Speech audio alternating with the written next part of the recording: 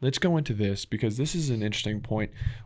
We talk about lifestyle asset, being able to use this property with friends and family, right? Maybe they don't want a vacation with you. You know, everyone's got different families here, Yeah. or there's different weeks. What's a good way to navigate that? Of course, once again, have it in writing, but would you recommend maybe each person gets 1 week out of the year? Each person gets 2 weeks, or is there a good way that you found a balance? And you and Dave had the Stargazer. What did that kind of relationship look like? What did you guys kind of work out there? What was that like? Yeah. So one, I suggest whenever there's a partnership, I just suggest that we say, hey, listen, now it's more of a business. It's not a lifestyle asset as much anymore. Wow. And so we're going to, if I want to use it, I rent the property. If you want to use it, you rent the property. We just pay the going rate. And so we're going to pay to use our properties. And so now that's, in my opinion, that's the cleanest, best way to do it, because each partner understands, hey, listen, this is an asset. I can, if I want to use it 5 weeks a year, my partner's not going to care too much because I'm paying for it. Right. If they want to use it 10 weeks a year, I don't care because they're paying for it. Right. And so the easiest and cleanest way when you go into a partnership, now it becomes much more of a business, not as much of a lifestyle asset, where you're not going to, because the second best is what I say is, if we're going to use it, we're using it last minute. And so we can use the property, but we can't book it way out in advance. And so if we want to use it, we're going to use it like within a week or so. Yeah. And so that, we're going to use it. It's not going to most likely book anyway. So we're going to use it during that kind of the off times when it's not being used. Okay. So that makes sense. Where that becomes more of a problem is certain properties have really short lead times.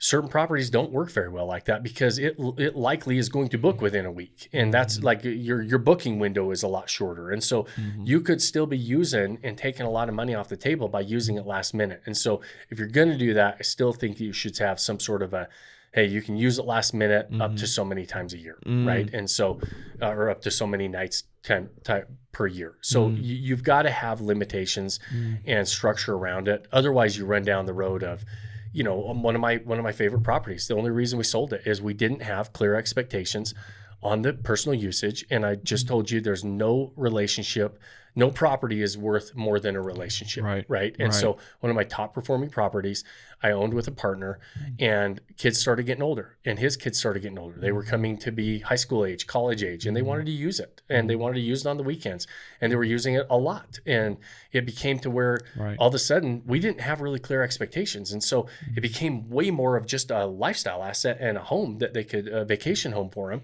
And we had always just used it when we wanted to use it. We didn't have anything set up like that. And so it was never a problem when it was just us and the kids were young and they had to use it when we wanted to use it because we were busy, right? And we weren't going to use it that often.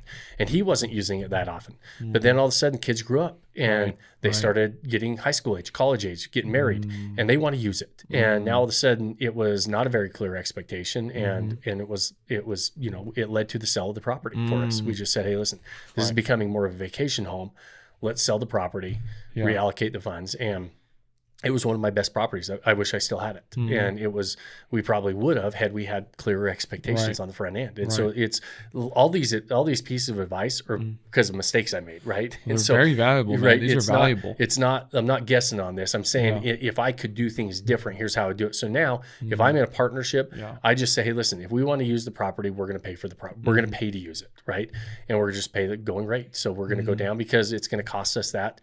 And now, if I have my own property, that's not what I do, right? I am going to make that decision, but I understand it because it does cost me the potential of getting that property booked, but I'm the only one that it affects. So that I can make that decision. When I have somebody else, another partner in the property, it makes it to where we say, hey, listen, if I'm going to use the property, it affects their ability to make money on that property, right? So what I just typically do, the number one thing I suggest is if partners want to use the property, we book it just like anybody else would book it. Wow.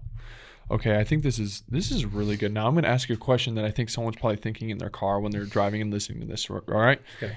Maybe a dumb question, but I'm going to ask it anyway. Say you have an average nightly stay, or you got to book at least maybe three nights or whatever it is. So maybe 6, Monday through Saturday it's booked, but Sunday's open, right? Should someone be able just to go use that property on Sunday because no one's going to be able to book it because there's another booking on Monday? So you have one day open, and you have to have at least 3 nights.